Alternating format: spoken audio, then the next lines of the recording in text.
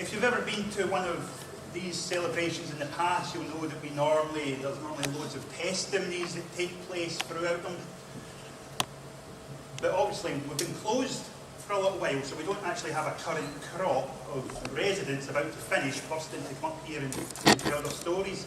So what we've had to do is we've had to delve right into the deep, dark bottom of the barrel and look for some, well, let's call them long-term success stories. Well, is that suitable? I've been speaking to them. One of them is really nervous. I'm not going to tell you who is nervous, but she's really nervous.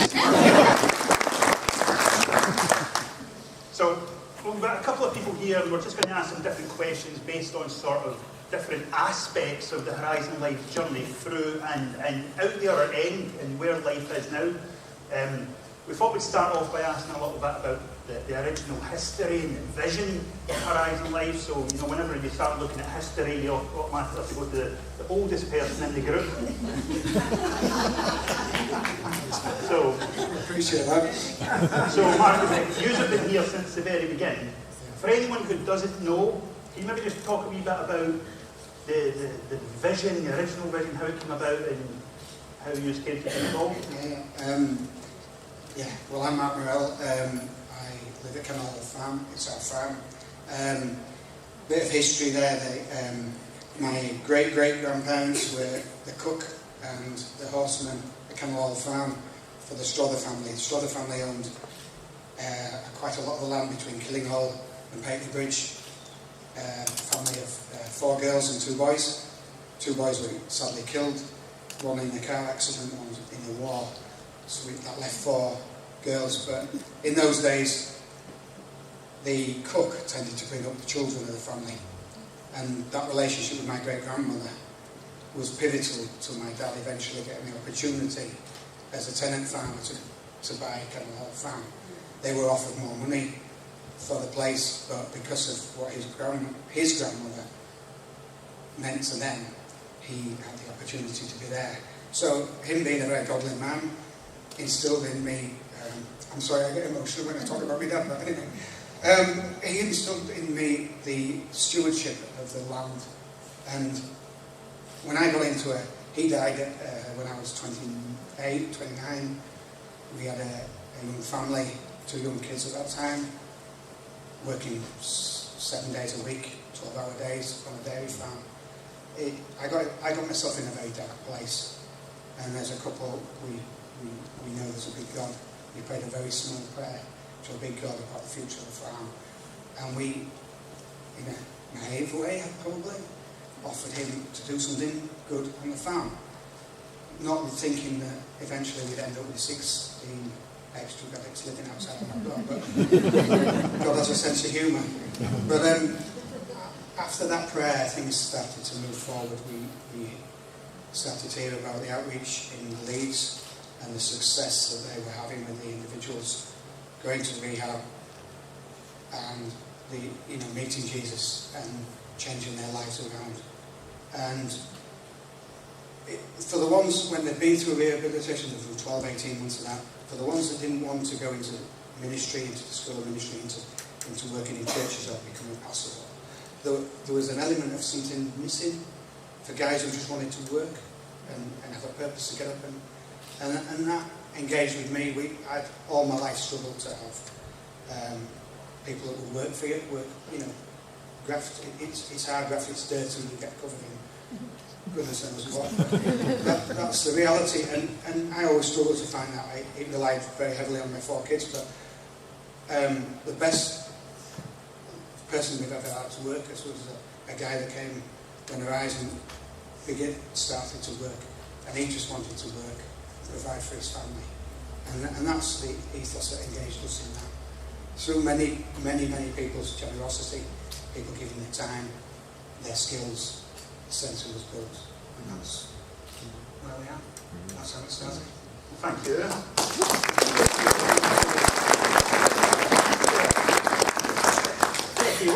Because you're here as well, how important is it for you to be here tonight and for this to be happening today? This is a huge chunk of your life, isn't it? You were there when it all started, but as Mark said, he's got the father thing, and it's sort of been passed down, this wanting to do something for God. You've sort of inherited this as well. How important is it for you to be here tonight and see the work continuing? Well, when we heard that Horizon Life Training was closing, we were devastated, obviously, because we sort of felt so invested personally in it that we sort of explored other options with the trustees, and we kind of thought, well, if that's it, well, okay, because we knew, we were privileged to see so many people whose lives had been turned around, and some of them have become incredibly good friends, which was, a bonus that we never expected whatsoever. And so, we thought, well, if that is it, then okay. We're a bit confused, but we asked a group of people to pray, and I think most of them are sat here, or our trustees, and we got together and prayed, and after that we just felt burning, no, this is not finished. God still has a plan for this place, there's still more to do, and that's very much. Yeah, thank you so much. And you can pass it on down the line. And of course, Becky, you're serving as one of the trustees as well now, so you're super involved in all manners of ways, burning the midnight oil. Thank you for that. Steve. Hello. You're self-employed. You came through Horizon Life Training. You're now self-employed. You're in your own business. Yeah. You're a gardener. And you've been sustaining and providing for your family now for about 10 years? 10 years, yeah. 10 years, so you've come in, you've done it, you've been released into the workplace, and you're now running your own business, supporting your family, and carrying all that. Can you just tell us a little bit about how Horizon Life actually facilitated that and helped you become someone who was just transitioning out of rehab to someone who's now able to do what you're doing now and and sustaining it, and succeeding in it? When I got to Horizon, I knew what I wanted to do. I wanted to play with power tools. I wanted to cut grass, cut hedges. I knew that. Ruth looked into it for me, wanted to get me a course in horticulture, which she managed to get through the Askin Bryan College. I had to wait a few months for that, but it was fine, because they actually had a course. They were actually doing a garden maintenance round. They had some gardens were doing Leeds, Bradford, Huddersfield, so I got heavily involved in that. Just getting my skills up, just getting my confidence up, speaking to customers. It was great. There was also a great opportunity that came my way working at Harlow Car Gardens, RHS. So I ended up there 2 days a week for about a year. I actually ended up at Horizon Life for a bit longer than planned, for about 7 months longer, so they were happy enough for me to tag along a bit longer. But yeah, it was just perfect for me. Absolutely perfect. Is that 3 minutes yet? Thank you. So you're doing the garden now pretty well. Yeah. Steve actually does my garden. I'm not just saying this to puff you up, but every time you do it, you're getting better. Honestly, you're getting better every time, so I'm glad I really stuck with you. But what does it, can you just say briefly, what does it mean now? Because you've obviously got Jen, you've got Connor with you, you've got your wee daughter Erin, you're providing for them. There was maybe a time in your life where you couldn't even look after yourself. Now you're providing. What does that mean? Well, it's a real plus to actually giving back to society. I mean, I was on incapacity benefit for so long, just wasting my life. My little brother here might be able to tell you a few things I got up to back in the past with my son. But yeah, it's just being able to give back to society and do things right and provide for my family and have my own house, have my own family. It's such a buzz, it really is. The place has been brilliant. The support that I got as well, my support worker Brian Anderson is here somewhere. I've got a few clients that are here, so it's really, it's been great. It's been brilliant for me, yeah. There's so many moving parts involved, isn't there, getting someone from where they were to where they go now. Yeah. But it's great to see that you're doing so well. You've got so much support here tonight. Chris. Yes. The last time you were up here, you were getting married, is that right? That's true. True, yeah. 2 years ago. 2 years ago, still married? Yeah, still going strong. I thought you'd put on weight. Steve's told us a wee bit about getting into work and stuff like that. I wanted to ask you a little bit about your life now, as someone who's come through it, and you're in the workplace, you're working for yourself, you've got other jobs going on. Can you tell us a wee bit about where your life is now, and how, yeah, go on. Well, yeah, I'll give you a quick story that, like, me, Mark and Becky and my wife were out there the other 2 weeks ago. It was my 40th birthday. I never thought I'd see 40. That's like, but just having the place to be the man that I am today was from Horizon Life Training. I wouldn't have been able to do that on my own 2 feet. It just, and then walking with God, just, I struggled with my faith at first, and I struggled with being in church, but since I've gone to hope,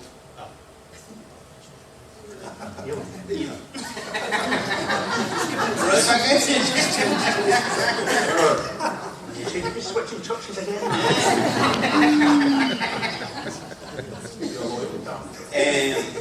No, but on a serious note now, Andy. Yeah, just living life in life's terms is the best thing I could ever ask for out of life. Yeah, being self-employed, having a house, having a lovely wife that loves me, surrounded by friends and family. As you can hear, I'm Irish, but having family over here that I can call on people like, do you know what I mean? It's amazing. Yeah, thank you. I was at your 40th party, and what struck me was just how much love in the room there was for you. And it wasn't just like the love of Christ, we love you because we've got to love you. People love you. People love you, you know. And it's a privilege to see you living your best life now, and it's the whole world in front of you. That's down to Horizon Life Training, do you know what I mean? Just being a family, being loving to each other, do you know what I mean? It's something you can't buy, do you know what I mean? It's given unto us. Hallelujah.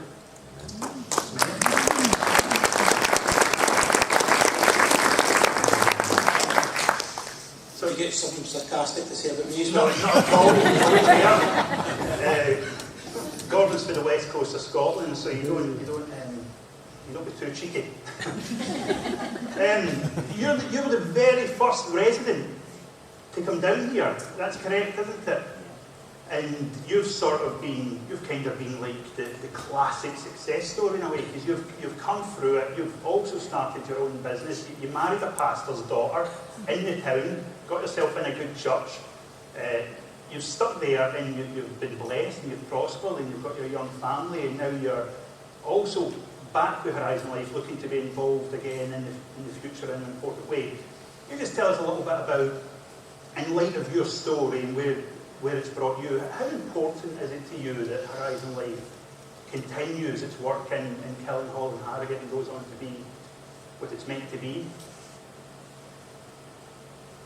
Sometimes in life you hear little things that stick with you, and maybe within the first month of me moving here, we visited a lot of churches as Horizon Life Training, and I heard one man preach a sermon in a church one night, and he spoke about the Good Samaritan, and how this expert of the law goes and asks Jesus how to inherit eternal life, and Jesus says, "I'd love the Lord your God, love your neighbour."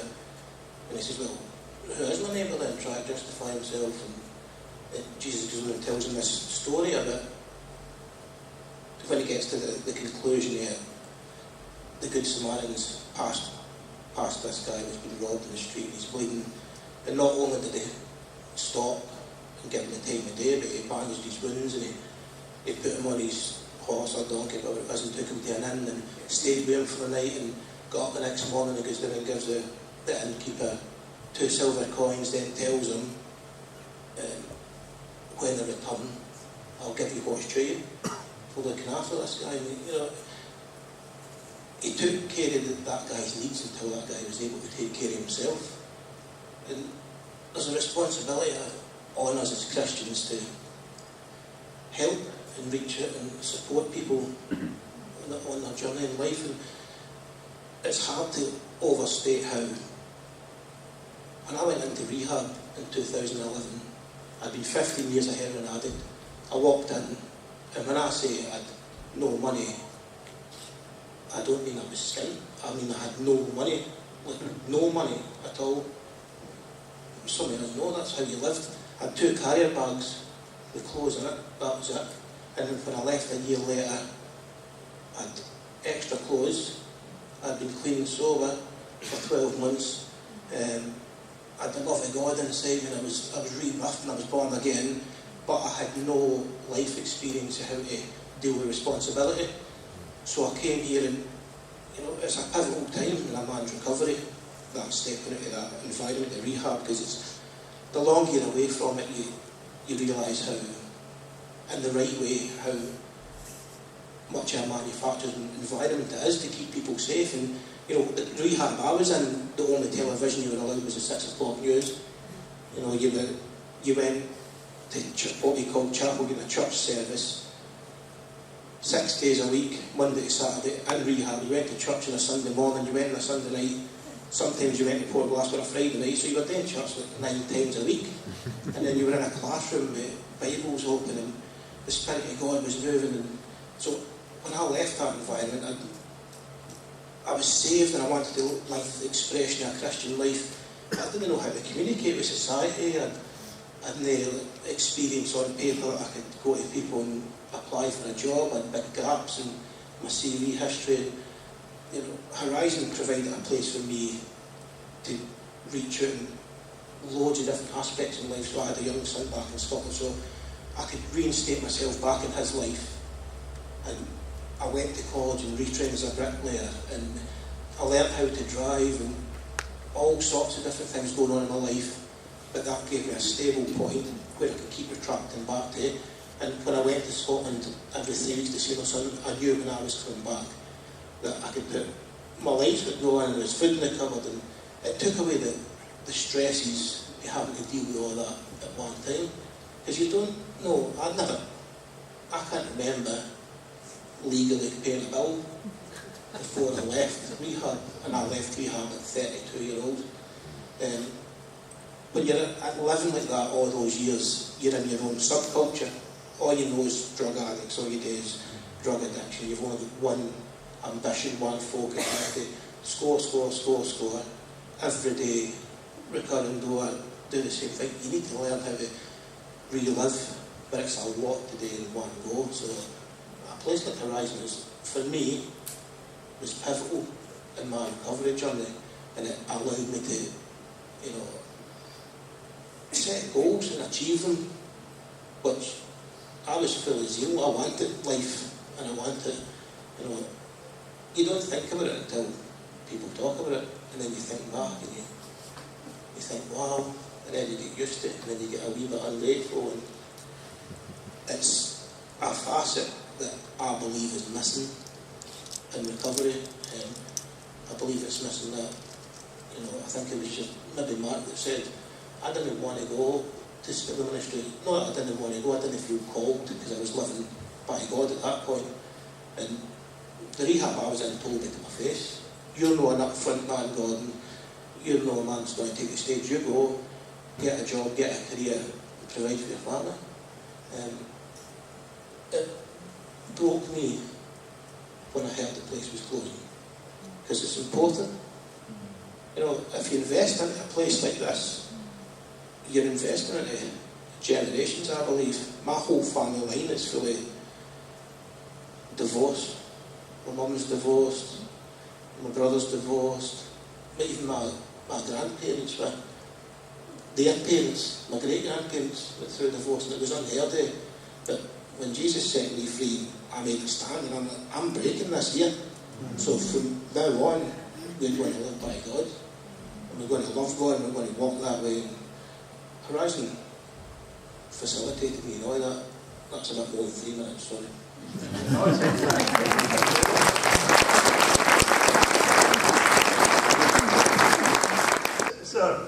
thank you all. So, I mean, hopefully that's given a bit of a long view, and each of them have contributed a little bit, so you see a little bit of the different processes. But just to, I think what Gordon said, to summarise almost, Horizon Life done so much more than just teach you how to lay bricks and be a builder and get a job, but actually set you up for life, and it set you up for your entire Christian life, which is still going wonderfully strong.